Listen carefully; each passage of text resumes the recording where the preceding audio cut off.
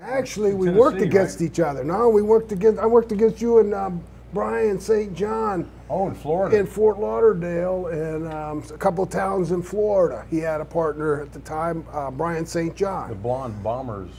You know, I'll tell you something funny about that. I'd only been in the business for about 9 months, and I was green. I'd worked for Bill Watts doing jobs out in Mid-South. And I think I'd been there less than a year. I'd gone through a few partners, Bill Dundee. They teamed me up with Dutch Mantel a few times. I came off of an angle out of Atlanta with Kevin Sullivan. Jerry Jarrett got myself and Kevin Sullivan in a package deal, trade out for getting Tommy Rich to come back to Atlanta. And so I came in. Couple, and I was telling you earlier, my wife, who had never seen me wrestle because she's a lot younger than I am, but she went on YouTube and she looked at those videos and she was appalled. She went, "What is going on there?" Because nowadays you look at those videos and it looks very, you know, very risque and very kind of controversial. I don't want to say any kind of words and get in trouble here. Kind of gay. Politically correct. Kind of edgy gay. Kinda I mean, you know, and for 80s, XYZ, whatever it does. yeah, you weren't really coming out of a closet in the 80s, you know, going, hey, look at these two gay guys. But it was a little difficult for me at first because I come out of Florida where they were real serious about wrestling. And then all of a sudden, you know, they wanted to be more the flamboyant side, more the showman. And I had no showman in me.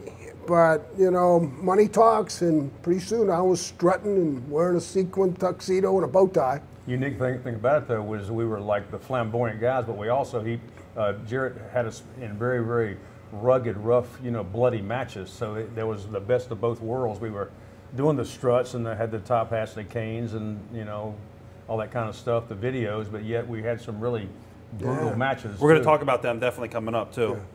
You know, Dream Machine was a great worker too, in his own right. You know, good interviewer, great worker. So yeah, we had fun with those guys too. He was a colorful guy and a good guy on a microphone. He was kind of one of those redneck guys that could talk really good. Jerk. After that, they came out with disco, and Stan had some good little moves, and he got out there and he had rhythm. More than a woman to me. Which is the question? Jerry Lawler or Jerry Jarrett? Well, you can ask me about Jerry Jarrett first. Then. Okay, Jerry Jarrett. I love Jerry Jarrett. I thought he had a great mind. Did you know he invented the banana seat for the bicycle? I did not know that. Yes, he did. He worked for Schwinn Company. Stingray. He worked for Schwinn Bicycle Company when he was young, and he. Jerry Lawler was a different story. Steve made Lawler lock himself in his dressing room one night. He wouldn't come out. What happened? Well,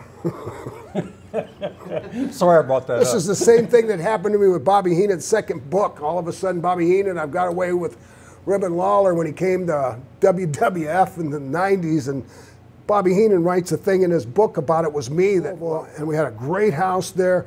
Everything was fine. Then Lawler come to us and said, you guys got to stay over and go to Evansville and do an AM radio station.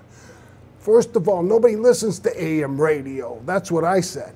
Then I said, you know, my son was just born. I'd like to go home, be with my wife. I mean, you know, we're not from Tennessee. We're from Florida. So she had nobody around her. I mean, you know, just giving birth. So I asked Stan, I said, you know, what do you think? I said, man, I don't like the way this is happening and everything. So I said, let's just quit right now. So then when we did, then Lawler's saying, well, yeah. And I said, well, come on. So we had a little confrontation. He went in and locked the door. We walked out. Board. He was a rugged individual, wasn't he? Yeah, he was. I mean, and did a great interview. I mean, he could get those Memphis Mid-South people so mad. I mean, come out there and just, you know, run down the country and stuff. And yeah, he had the flag, and of course we got nailed with that flag a lot. But yeah, and then they brought in their nephew, who was a big raw bone, or was it Rip Morgan? Rip Morgan, that's right. He about with that audience down there. Yellow, everybody. Lance Russell, Dave Brown here alongside of ringside, and got the Fabs coming out later. Stan and Steve going to be here. That is awesome. Sounds just like them. That's awesome. They were great. I mean, you could lose a match and eat a can of dog food. I'd go, wait a minute. If we lose this match, we got to eat a whole can of dog food? Right. Well, I'm switching the label. I'm on some beef stew and put an Alpo label on that. I mean, you know, Dirty Dutch. Dutch was a good guy. I mean, you know, he just, if you wanted anybody to know anything in the wrestling business, you could just tell Dutch and they'd know it by the next day. So That was the only thing that was a problem with Dutch. I mean, you know, he kind of had a, if you rode with him, you had to watch what you say in the car because it would become public knowledge the next day. So. And we'd turn the CB on, that antenna would come up, and I'd go on, and he said, "Hey, how about that 18-wheeler yellow freight going past the mile marker 214, come back?" The guys go, "Yeah, go ahead. What's going on?" He said, "Well, what's going on is the fact that if you look in your rear view mirror, you redneck, you'll see one big son of a bitch behind you in a blue Cadillac Eldorado, and I want you to pull over and let me pass." I said, "Do you see how big I am?" The guy said, "Well, listen, buddy, you know, I'm just trying to make a living here." And but that time, Sally would scratch his head, and I go, "Look at my bicep." That's awesome. and we set him up. So finally, guy goes, "Okay, come on by, tough guy." So he slowed down, and he'd go around, and the truck driver ran him off the road. So now he's going through the median. I've ribbed half of those guys in there, and they want to kill me, and those are the guys we're going to have to dress with. And he goes, "Great, now we got heat before we even start in there." But it was funny because when we went in, you know, I dropped to my knees. I said, you know, we'll get you guys hot dogs, Coke. Stan will give you a couple of his girlfriends. We made something funny out of it, and they're all laughing. And actually, it ended up being a good thing because that very night, they all came to our rescue because Road Warriors were hot at us. And so the question you asked earlier when you talked about bookers and all of that, Verne was the booker. Verne owned the territory. Verne's son worked the territory. All of that stuff to guys that are really trying hard to make it in the wrestling business, all those are big detours because the simple fact, you know you're not going to get over the boss. You know you're not going to get over his kid. You know there's these obstacles. If something happens, he's going to want to include himself in on it. So, and Verne was outdated.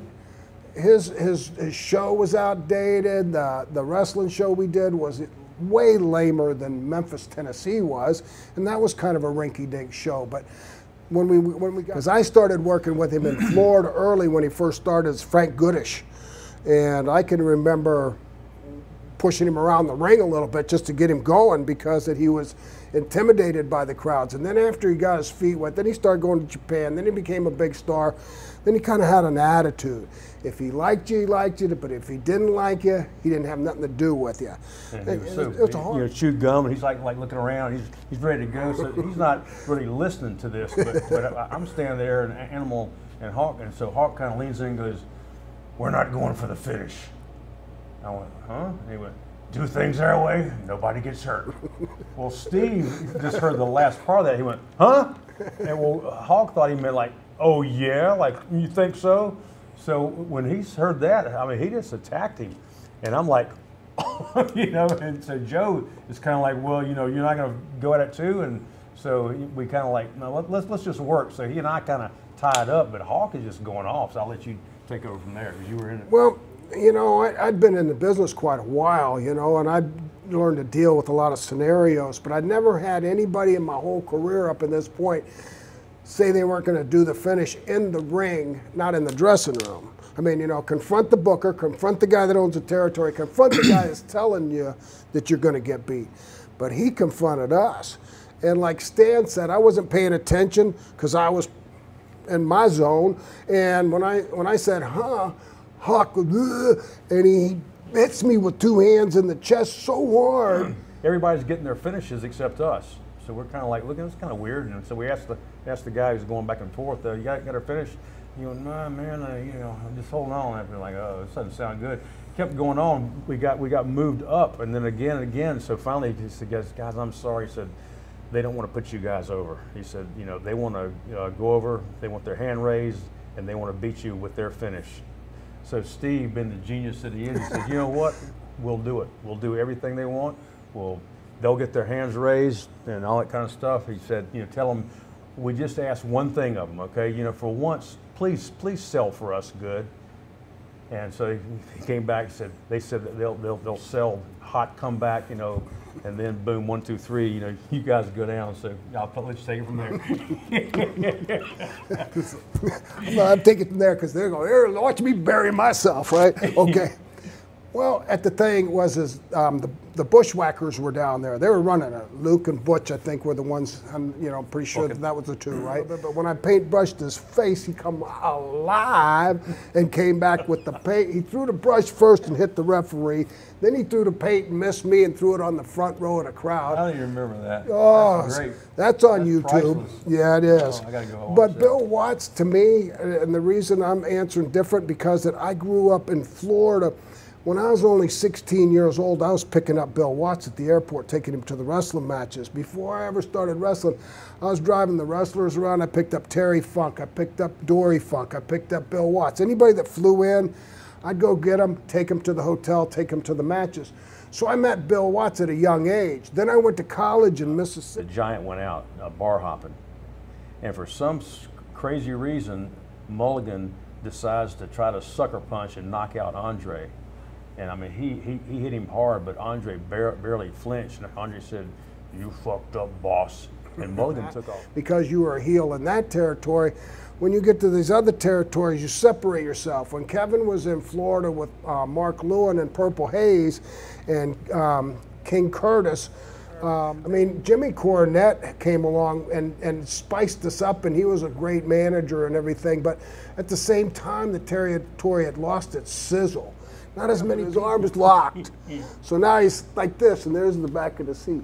So he goes, watch this. He hits his power seat button, and that big bench seat goes all the way up. So there looks like about 8 feet there, and he locked those brakes up. I got up to 100 first. We were on the interstate coming back from Memphis to Nashville, and I couldn't do what I could do anymore. If I did a character like Skinner, which was fine, but at the same time, I was tapering myself away because I didn't want to embarrass my family, myself, my reputation with fans that would see me as an older wrestler, not getting up fast, not going down right, short-cutting, and horrible body, saggy skin, whatever I'd have. Wearing a t-shirt. Yeah, wearing clothes to cover me up totally like Skinner, but at the same time, I just didn't want to be that guy. Just tell it like I feel it. So we saved it all for But just our don't tell video. nobody else I said all of that. Don't show this to anybody. Oh, totally. Don't involve.